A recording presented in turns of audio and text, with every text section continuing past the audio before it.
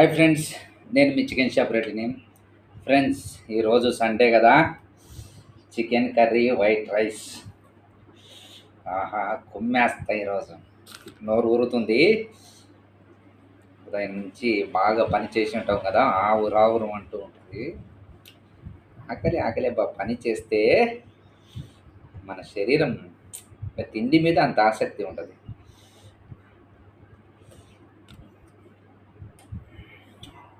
ఆహా,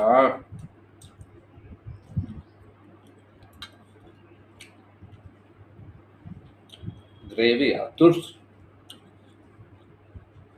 ముక్కలు నోట్లు వేసుకుంటే కరిగిపోతున్నాయి.